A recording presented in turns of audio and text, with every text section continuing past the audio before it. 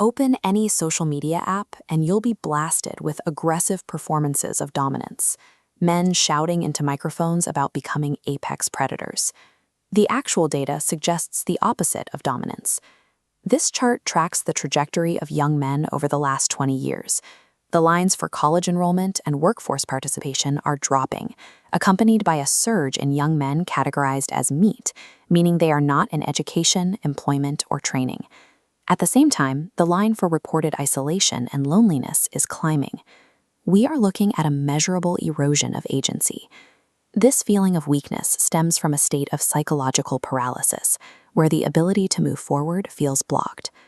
For thousands of years, society operated with rigid instructions for how to be a man.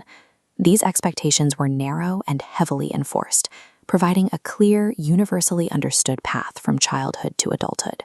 Over the last 50 years, society dismantled that traditional male script. This shift removed the old constraints, but it also left a vacuum where specific guidance used to exist. Today's young men are navigating this cultural vacuum without a functional map. The first pillar of the old script to crumble was the provider. For generations, a young man could enter a manufacturing economy, trade physical labor for a wage, and secure a middle-class life.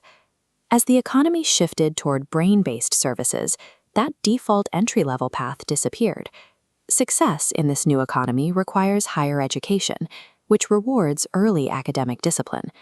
However, modern schooling structures often favor the developmental timeline of young girls, whose prefrontal cortexes, the center for planning and impulse control, tend to develop earlier than those of boys.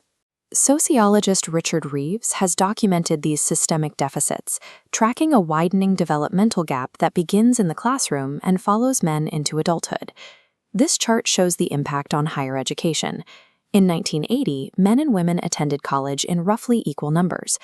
Today, women make up nearly 60% of college students and are significantly more likely to graduate.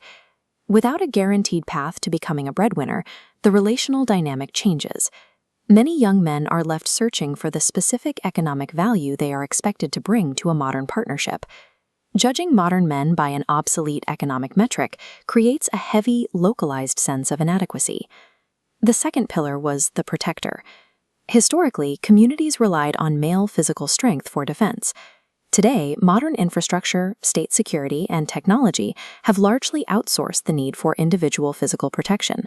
While the environment changed, the biological drive for conquest and status remained. With no physical threats to ward off, that instinct is often left idling. Digital spaces have stepped in to occupy that drive. Hyper-competitive video games and parasocial communities offer a simulated environment for competition and belonging. These platforms provide synthetic status. Much of the messaging directed at young men focuses on what to avoid: toxic masculinity, overstepping boundaries, or occupying too much space. Unlearning harmful behavior is necessary progress.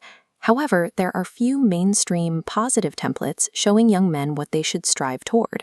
This empty space created a lucrative vacuum.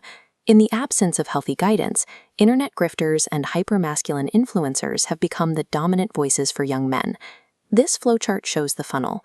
From the mainstream guidance vacuum, isolated users are drawn into radicalizing algorithmic pipelines offering a clear blueprint. The trap is cyclical. This hyper-aggressive blueprint leads to real-world alienation, pushing them deeper into the digital echo chamber. Young men seek out these ideologies to satisfy an unmet hunger for structure and instruction. Navigating the modern world with an expired map has left an entire generation exhausted. This feeling of weakness is the psychological weight of cultural disorientation. It is the result of standing in a landscape where the old landmarks have been removed.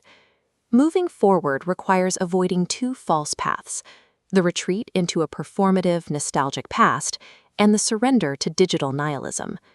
Building a completely new blueprint for strength involves a necessary pivot away from stoic isolation and toward genuine emotional resilience.